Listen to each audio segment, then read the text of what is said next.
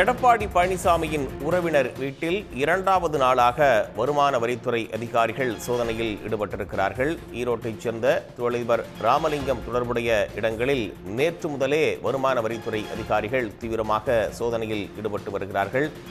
நேற்று அவர் தொடர்புடைய 26 இடங்களில் வருமான வரித்துறை அதிகாரிகளுடைய சோதனை என்பது நடத்தப்பட்டு வந்த நிலையில் அவருடைய வீட்டில் இரண்டாவது நாளாக வருமான வரித்துறை அதிகாரிகள் சோதனையில் ஈடுபட்டிருக்கிறார்கள்.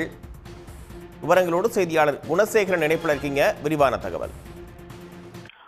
எடப்பாடி பழனிசாமியின் மிக நெருங்கிய உறவினரான என் ராமலிங்கம் என்பவருக்கு சொந்தமான கட்டுமான நிறுவனத்தில் தான் வரி ஏய்ப்பு புகார் தொடர்பாக நேற்று வருமான வரித்துறை சோதனை என்பது தொடங்கியது.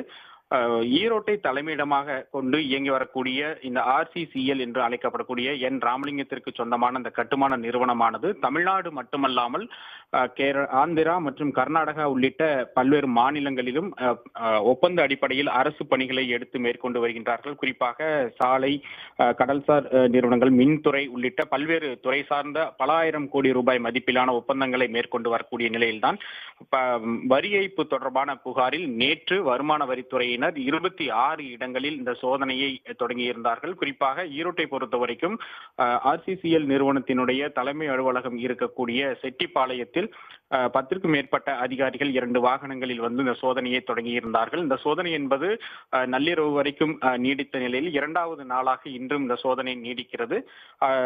ராமலிங்கம் அவருக்கு சொந்தமான அலுவலகம் மற்றும் அவரது வீடு, அதே போல் RPP நிறுவனத்திற்கு சொந்தமான முல்லாமரப்பில் இருக்கக்கூடிய அலுவலகம், நிறுவன உரிமையாளர் செல்வசுந்தரம் அவருடைய வீடு ஆகியவற்றிலும் இந்த 4 இடங்களில் ஈரோட்டில் இந்த சோதனை என்பது இரண்டாவது நாளாக நீடிக்கிறது. இது மட்டும் இல்லாமல் ராமலிங்கத்திற்கு தொடர்புடைய அம்மாப்பேட்டை அருகே இருக்கக்கூடிய மரவள்ளி கிழங்கிலிருந்து ஸ்டார்ச் தயாரிக்கக்கூடிய அந்த நிறுவனத்திலும் நேற்று வருமான வரித்துறை சோதனை நடைபெற்றது. நள்ளிரவு வரைக்கும் நீடித்த அந்த சோதனை இரண்டாவது நாளாக இங்கும் தொடர்ந்து நீடித்து வருகிறது.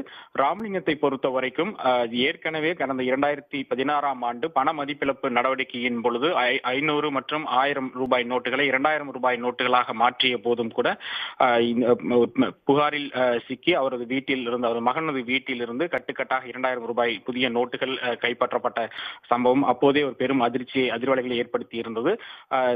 அப்போதும் IT சோதனை என்பதும் நடைபெற்றது. தற்பொழுது இரண்டாவது முறையாக தற்பொழுதும் இதுபோன்ற IT சோதனை என்பது நேற்று தொடங்கி விடிய நடைபெற்று இரண்டாவது நாளாகவும் இந்த சோதனை என்பதும் நீடித்து வருகிறது. விவரங்களுக்கு நன்றி குணசேகரன். உடனுக்குடன் செய்திகளை தெரிந்து கொள்ள சன் நியூஸ் பெல் ஐகானை கிளிக் பண்ணுங்க.